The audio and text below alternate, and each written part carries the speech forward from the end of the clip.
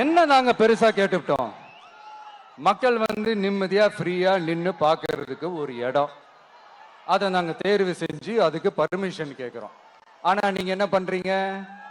அந்த இடத்தையெல்லாம் விட்டுட்டு நெருக்கடியோட, மக்கள் நெருக்கடியோட எங்கெல்லாம் நிப்பாங்களோ அந்த இடமா பார்த்து செலக்ட் பண்ணி தெரியுங்க. உங்க எண்ணம் தான் என்ன சார்?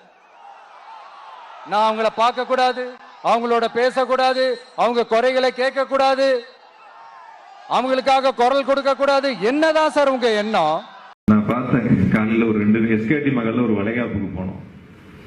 முடிச்சுட்டு பாலிடெக்னிக் ஏற்றாப்புல ஒரு பெரிய கரைக்கு போயிட்டு வந்தோம். அந்த ரோடு இருக்கிறதே 80 அடி தான் இருக்கும், நினைக்கிறேன் 60 அடியா இருக்கு, இல்லைன்னா 80 அடியா இருக்கும். அதுல 2 பக்கம் 15 அடி குறைச்சானு தட்டி வைக்கிறது. மீதி அப்ப எவ்வளவு இருக்கும்? 60 அடி ரோட்ல பாஞ்சு 30 போனா மீதி 30 அடி இருக்கு. அப்ப 30 அடிக்கு நிறுத்தினா எப்படி வேணாலும் நிறுத்தலாம்.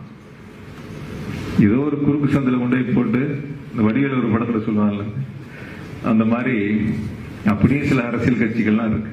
ஆனா பேசுற வசனங்கள் மட்டும் பாத்தீங்கன்னா காதுல கேட்க முடியாத அளவுக்கு வசனங்களை பேசுறாங்க.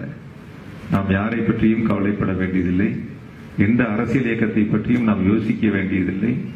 செய்திகளை உடனுக்குடன் தெரிந்து கொள்ள கீழ்கண்ட கேபிள் மற்றும் டிடிஎச் நெட்வொர்க்குகளில் எம்நாடு செய்தி தொலைக்காட்சியை காணுங்கள். பாதகம் செய்பவரை கண்டால் நாம் பயம் கொள்ளலாகாது பாப்பா. மோதி மிதித்துவிடு பாப்பா, அவர் முகத்தில் உமிழ்ந்துவிடு பாப்பா. அண்மை செய்திகளை உடனுக்குடன் தெரிந்து கொள்ள இணைந்திருங்கள் எம்நாடு தொலைக்காட்சியுடன்.